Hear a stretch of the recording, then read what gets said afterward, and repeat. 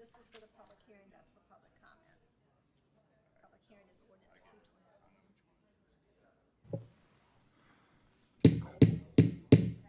220. All right, it is 7 o'clock here on April 12th, and I'll call this council meeting to order. Welcome all of our guests in person and online. Thank you for being here and participating.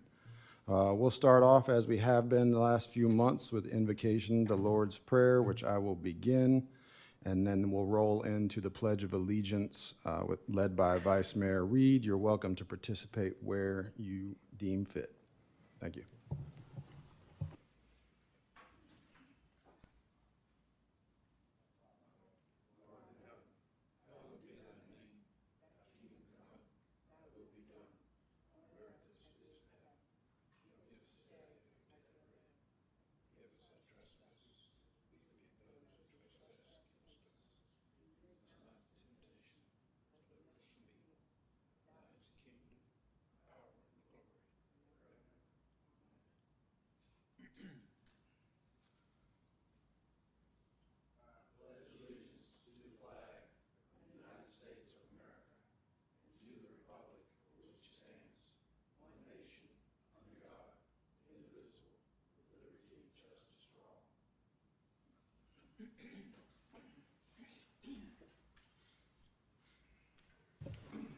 All right, thank you.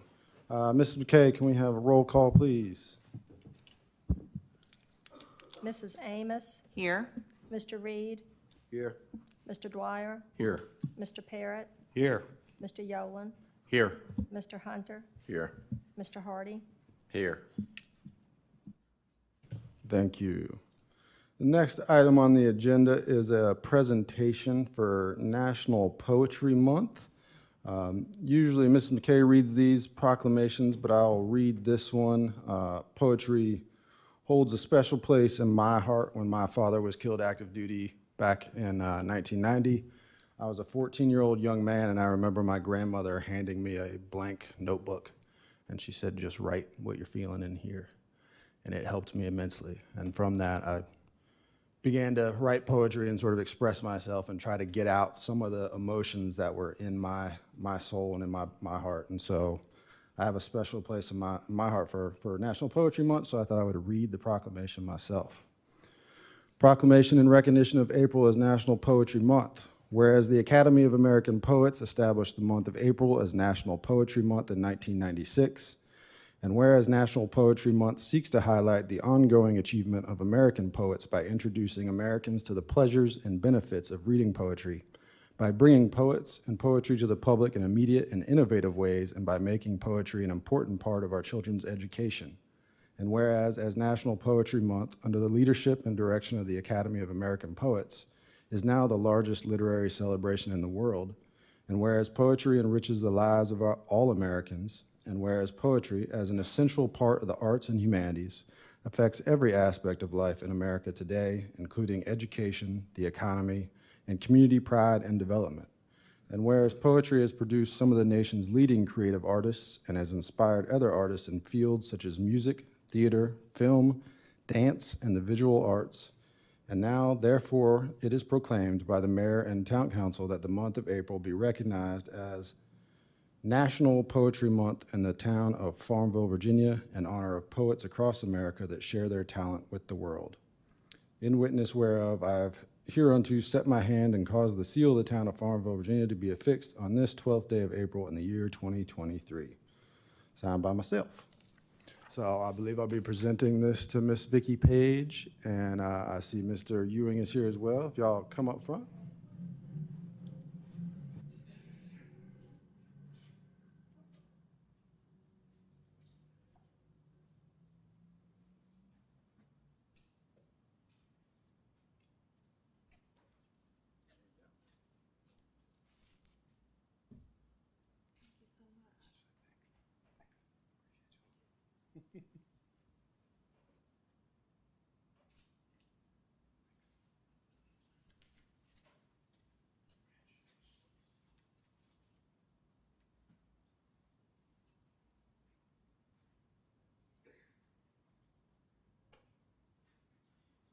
All right, and just because I saw the snaps, for those of you who don't know, that is Mr. Cole Pillow back in the back with the camera.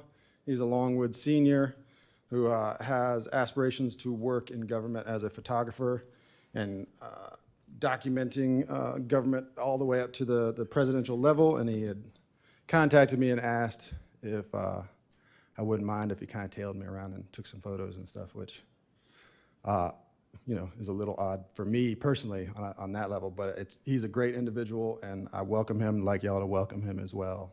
He'll be floating around, snapping pictures, so make sure you look your best. Next item on the agenda is the public hearing for ordinance number 221, amending section 29-81, definitions, zoning and subdivision. Do we have anybody signed up to speak on this, Ms. McKay? No one signed up. Do we have anyone in the audience who would like to speak on this issue? Not hearing anyone, we will close that public hearing. Next item on the agenda is the public comment period. Please limit comments to 3 minutes. Do we have anybody signed up for the public comment period, Ms. McKay? Mr. L.D. Falk.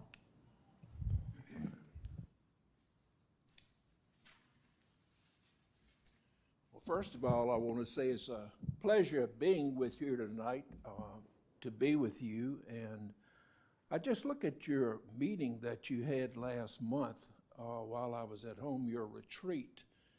And it shows that you are addressing a lot of things that needed to be addressed that could have been addressed a long time ago. But it shows that the town of Farmville is really coming around to doing the things that a business needs to do to see and have ideas and images of where we're going and how we're going to get there. And the main word I really loved is what's called transparency, in that hopefully you will be showing the community where you're going, how you hope to get there, and so forth. And that's not the reason I'm here, but I still got 2 minutes left. The 2 minutes that I want to use right now is I saw in your last meeting, you spoke about the budget.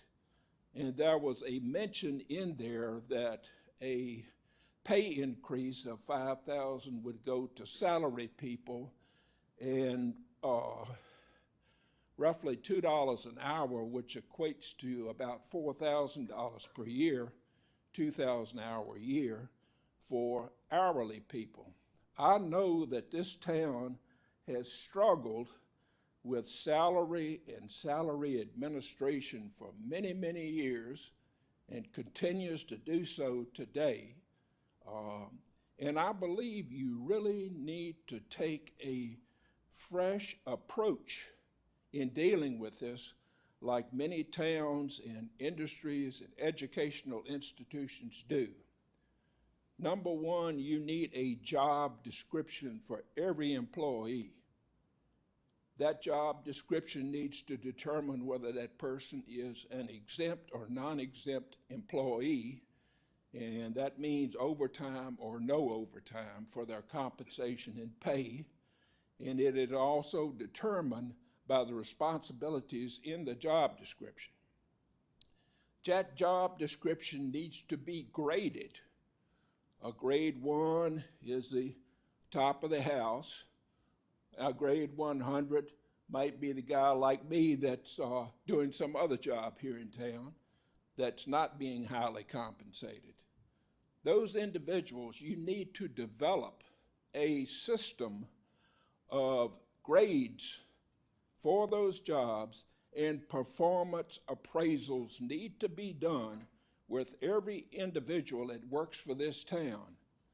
I see in your plan that, generally speaking, if I understand it right, everybody reports to the town manager. But I would think in every organization I have ever seen, there are people that report directly to the town manager, and then there are supervisors that others report to, and so forth. And those people prepare those job descriptions under the review of the town manager. But at the same time, they do performance reviews for the people that report to them, and they in turn report to the town manager. And I'm saying is, rather than giving everybody so much money, you pay these people on a percentage basis. The guy making $45,000 a year that gets $5,000 is not going to be happy compared to the guy that's making $20,000 a year, because the guy making 45 is going to get a lesser percentage increase. So pay increases should be based on merit. They should be based on challenge that's given to that individual.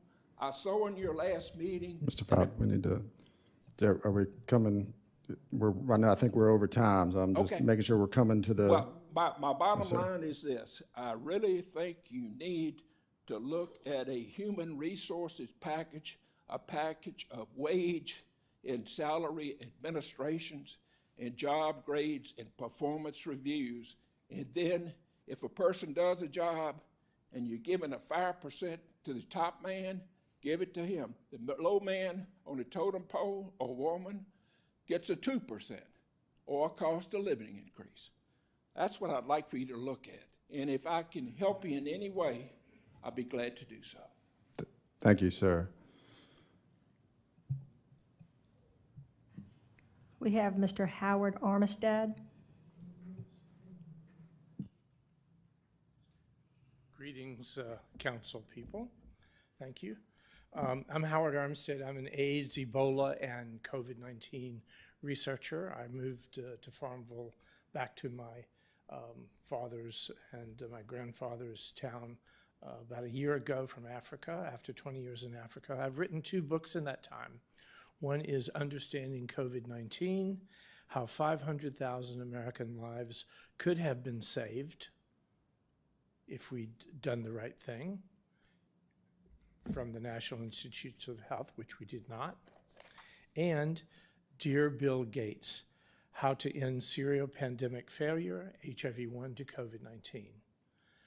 There's a lot that we need to learn about viruses and how to treat those and how to save lives, and we did not do the right thing during this recent pandemic.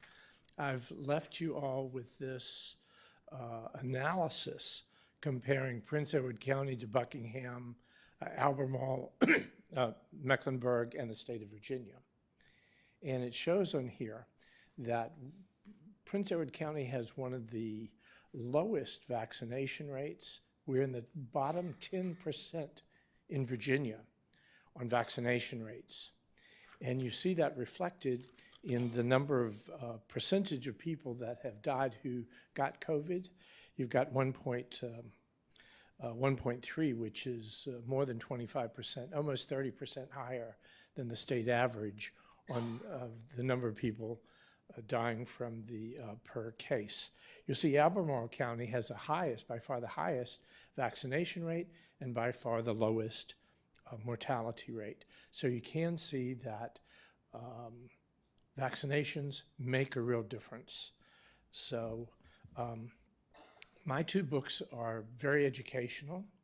I think one member of the council has one of the copies, but I'm going to give another council member a book. Maybe, Chucky, you're my councilman. I think I'll give you this book that you can review. These are available for sale on Amazon.com and also at the Uptown Coffee Shop for $18 each. So I hope that you will take this to heart. The president just announced that the pandemic was over, but we're still losing about, on a nationwide basis, about 100,000 people a year are dying, which would be the equivalent of an extremely bad flu, about twice as high as the average flu season we're losing on a national basis.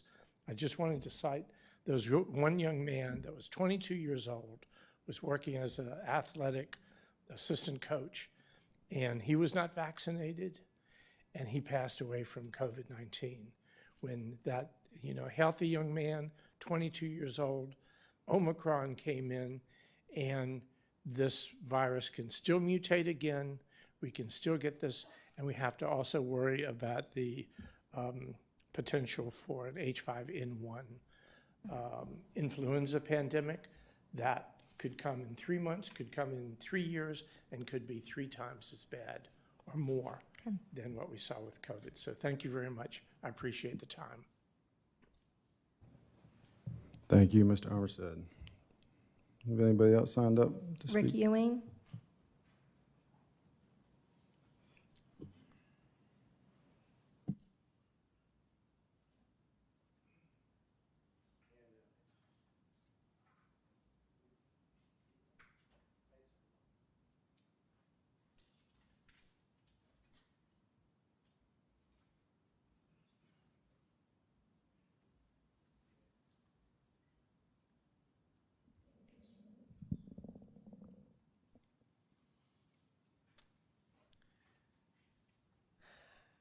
Mr. Mayor and members of council, I'm just here tonight to talk about a new sign in front of the library here in Farmville.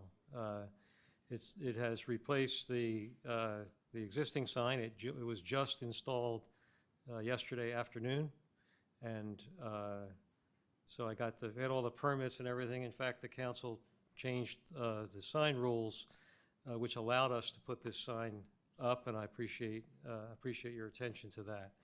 A couple things. One is that no tax dollars were used for this project. It was all grant money and foundation money.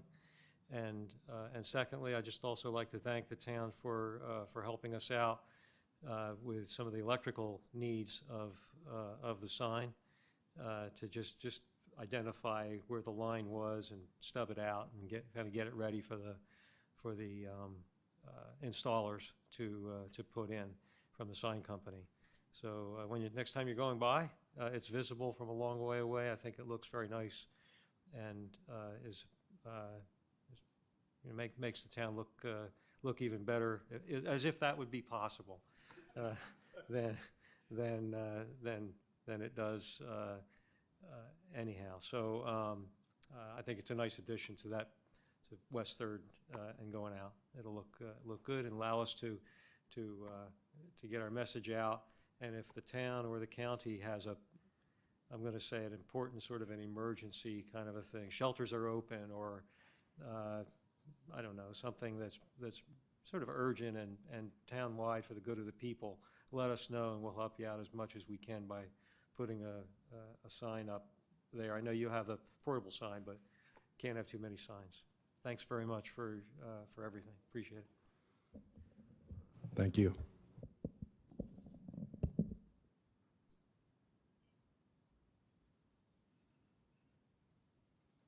We have Mr. Robert Gordon.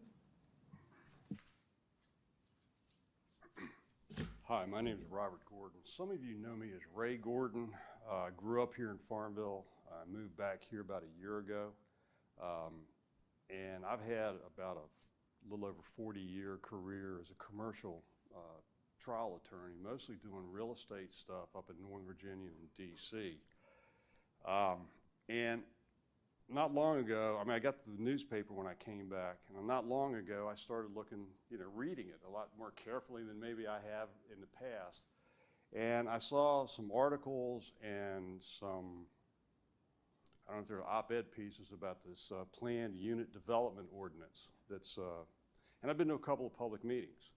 And at the time I saw that, I thought it was interesting, odd. I'd never seen a PUD ordinance or sort of an amendment to the zoning ordinance that's done in this kind of, a fashion. In other words, as far as I can tell, there was a comprehensive plan that was done in 2020. The comprehensive plan and a zoning ordinance that was redone. There was no PUD element in either one of those things, the zoning ordinance. If it's going to be done, to me, it should have been done at that point. We're less than 2 years away from another comprehensive plan. That's the time to look at these massive sort of things. So I start reading things like the comprehensive plan and the zoning ordinance. And what I find is the vast majority of outlying properties are already zoned R3. which under the zoning ordinances is 16 units to the acre. That's a pretty high density.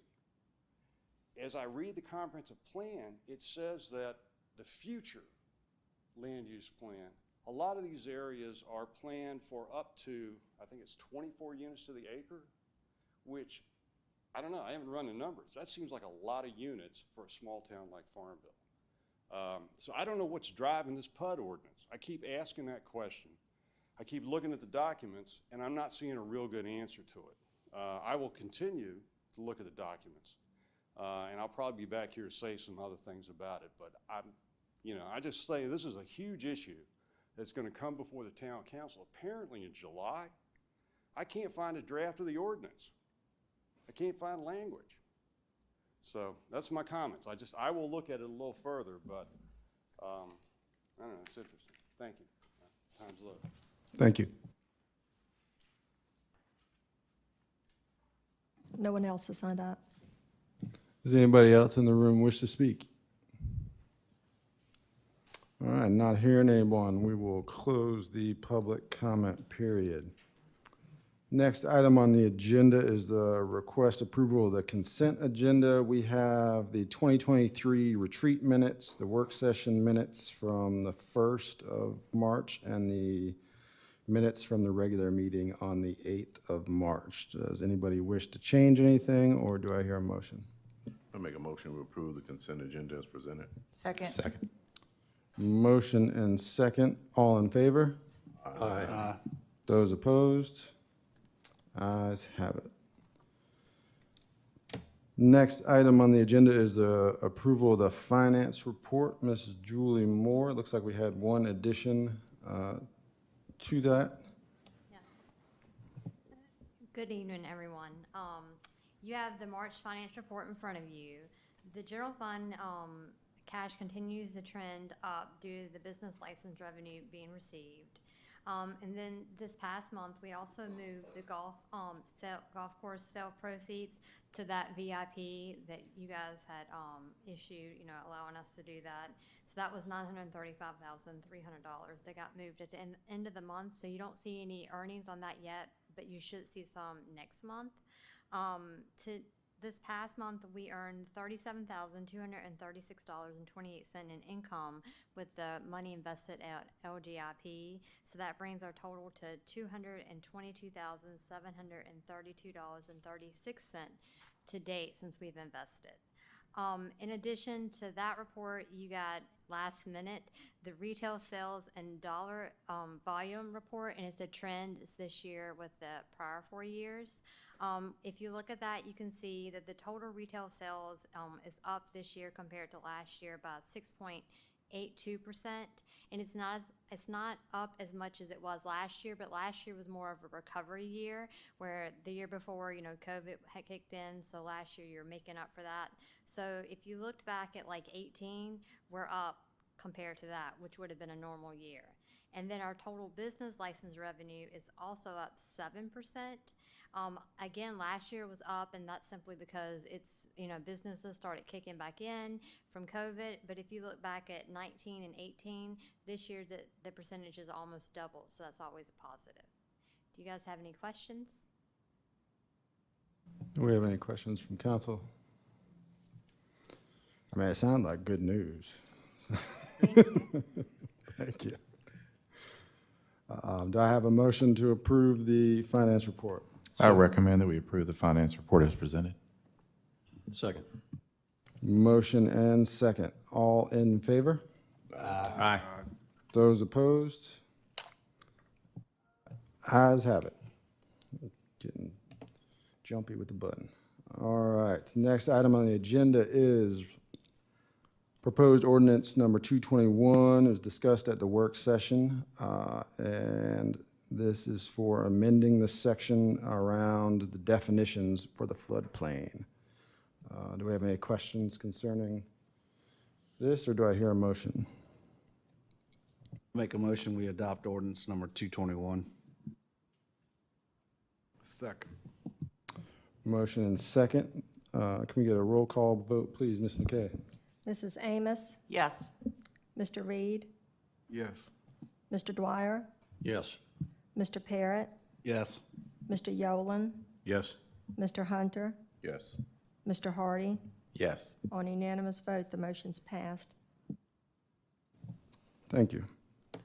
Next item on the agenda is request adoption of the 2023 Strategic Plan and Action Work Plan. This is a result of our council retreat. It was facilitated by the Berkeley Group, and we established a vision and a mission statement and some values, and then crafted some strategic goal areas. Do we have any questions concerning that? I know we did go over it at the work session, and if not, do I hear a motion? I move that we adopt the 2023 Strategic Plan and Action Work Plan. Second. Motion and second. Can we get a roll call vote, please, Ms. McKay? Mr. Reed, Yes.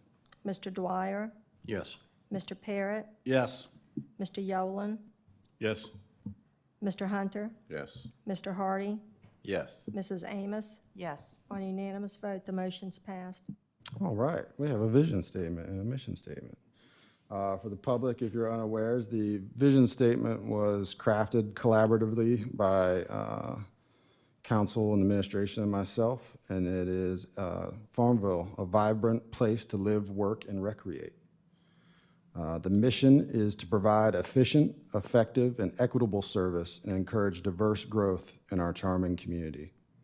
The values are listed in there as well, and there are strategic goals that range from near-term to long-term in there as well. So we have sort of a living guidance on where we want to go and where we'd like to see Mr. Davis go as well. So it'll serve as a helpful tool come evaluation time. That concludes the bulk of our agenda. Do we have any other additional staff reports, Mr. Davis? Yes, I'd just like to make everybody aware and give our gratitude to our emergency communication employees. This week is National Public Safety Telecommunicators Week. And so they're the ones that are here all the time to answer the phone, whether it's an emergency or whether you just need to call and ask for assistance that your power's out and what do you do next and those types of things. So they're behind the scenes, but they are a very important piece to our public safety community, that being police and fire and rescue. So we want to thank them for their service and dedicate the national government dedicates this week to them. An update, it's been a long road for this, but our police radio project, do you remember that? It's been a few years. It is complete, and so we are 100% digital on a P25 system. And so kudos to Andy and our emergency communications leaders for getting this in place, and it's definitely an improvement. The other thing I want to remind everybody of, in the community and council, and share it, is that our cleanup is not in April, it's in May. It's May the 8th, Monday, May the 8th. It will, and so there's information that's going out, so put everything out on the curb that you want picked up for May the 8th for our spring cleanup this year. I feel remiss, I don't normally do this, but I appreciate Mr. Phelps' comments, but I don't want the public to get an idea, or the council an idea, that the town does not have some of those things that Mr. Phelps brought up. We have job descriptions. They are looked at each year. About 2 years ago, we had a company come in and help us revamp all of them and do a pay study and a pay plan. We continue to upgrade that, so we have a class and compensation plan that is in grades, and all of you have been given that because you adopt it each year based on the scale of the pay grades. And so we are starting a new evaluation system. The police department is the guinea pig, and they are just finishing up the test of that new evaluation system. And so we hope to roll it out to all of the employees, getting away from the previous one that we had, to where this will eventually be somewhat merit-based in the future. And that just a reminder, our pay raises this year are COLA, cost of living increases. And that the reason for the monetary amount instead of percentage amount is we are trying to, this is the second year and probably the final year of getting the adjustment to where it needs to be of making our pay grades more competitive in certain areas, and to adjust the lower wage salaries of our lower grade employees. And so percentages increase give more money to those at higher salaries than those at lower wage. And so the $5,000 across the board is for all full-time employees this coming budget year. That's in your budget document. The $2 an hour is for part-time employees, if you remember. That's only for those, the only part-time employees we have are those that work at the bus, that drive our bus service. And so the goal of this is that somebody that's making $13 some change an hour, if we gave a 5% raise, they would only get 68 cents per hour of an increase. Whereas with a $5,000 raise, they're getting a little over $2 an hour increase. And 5,000, the mayor just read about our mission, and that is we want to treat our employees equitably as well. And so this year we're doing across the board as a monetary raise of a set amount so that we can help elevate some, but still everybody is getting the same amount of money in their pocket as far as the amount in increase, salary increase of that amount, 5,000. This was approached, I've shared this with you all, with department directors in my monthly meetings with them as a group, and then individually that I meet weekly. And all of them supported this moving in this direction for this budget year. And so I think for our employees, it is a plus for them and where they need to be in moving forward. So sorry to take up so much time, but I just felt that I didn't want you all to feel, or the public, that we didn't have these in place as a professional organization. I don't have anything else. Thank you, Mr. Davis. Thank you for clearing that up as well. It was on my mind to do. I'll go around the table as we close out. If any council members have any comments as we close. Mr. Hunter? I do not. No, sir, I just want to thank the town manager for clearing that up. And it, of course, has been a couple of years ago, but it's been a long time coming. So I really appreciate the way we've moved forward, and the employees can see where they're going and the positions that they're in instead of guessing what kind of raise they're going to get or if they're going to get one. Thank you. I just want to mention, Rick, nice job. Really good job on the sign. Like that a lot. Appreciate it. Addition to the town, and I think it's an excellent opportunity to incorporate some town communications if we ever need that help.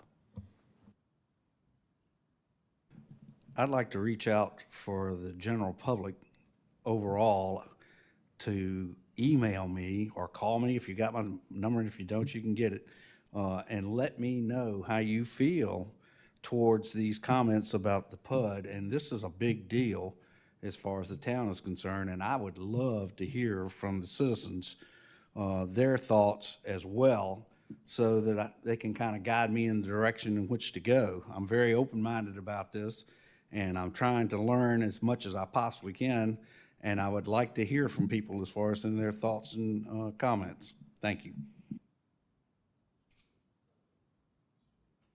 I don't have a comment, but I like to find out, when is the next PUD meeting?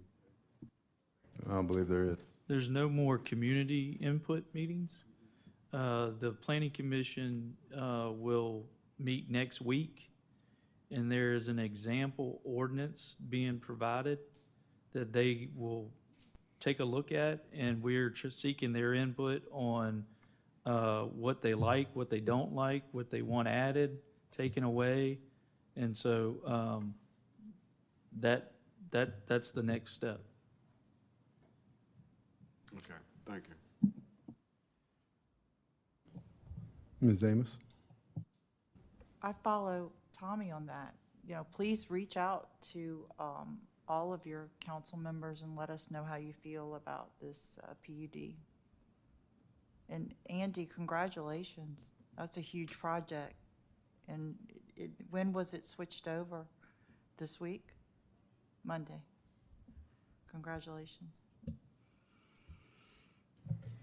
All right. I'll do this periodically where I'll sort of give an overview of activity that I've been party to over the last month. And since last meeting, we had Senator Mark Warner in town, and he held an event at the Moton Museum celebrating the Innovation Hub and the broadband project. I was honored to MC the event. And we had a room full of hardworking folks from the community who have been pushing those projects along. I'd like to also thank the Farmville Area Chamber of Commerce, who have worked behind the scenes on multiple elected officials' visits over the last month and a half to 2 months. Delegate Reed from the House of Delegates, he sits on the Appropriation Committee, also came to town, and I visited with him and spoke about economic development, school systems, those sort of subjects with him. Speaking to people on the Appropriations Committee, good thing. He likewise toured the Moton and reached out and visited with Longwood and the Chamber as well. That means we've had Attorney General Miyares, Delegate Reed, Senator Warner. We've had a lot of visits here in the last month and a half. I made the joke that I'd like to believe it's because, you know, I'm new to this position, but that is not the case. I'm not. It is due to the hard work of so many people in this community, entrepreneurs, nonprofit leaders, the people in this community who work hard every day to make it what it is, our town employees. We're seeing the fruits of all that labor as people want to come here and visit and hear from us and hear what we have to say. So thank you for all of your work. We had another fireworks meeting discussing July 4th. We continue to move forward on that. July 3rd, yes, sorry, July 3rd. July 4th is in my head, July 3rd. Thank you. And then we had our third PUD community meeting at the Moton on the 28th, I believe, of March. And as Mr. Davis alluded to, that will now go to the Planning Commission, and you'll be able to hear and speak to that issue there. I likewise also had an interview with PBS, Virginia Public Media. They have a TV show, Focal Point, and they asked to interview me regarding the ICA facility in town. And that episode aired, I believe, like a week ago, 2 weeks ago. And I think that covers the extent of kind of my outside meetings outside of council. So I'll keep the community appraised of all those meetings as they happen, just as a way of making sure everybody's informed of what's going on. With that, I would just like once again to say thank you to everybody. It's springtime. It's always hopeful in springtime. The sun comes out, everything starts to warm up, and you can still feel the energy of the town, and everybody's getting excited. And so I want to just say I appreciate y'all and all the work that you do and all of our employees do to keep this town looking beautiful for all the folks who come to visit. With that said, I'll entertain a motion to adjourn. So moved. Second. Motion second, all in favor?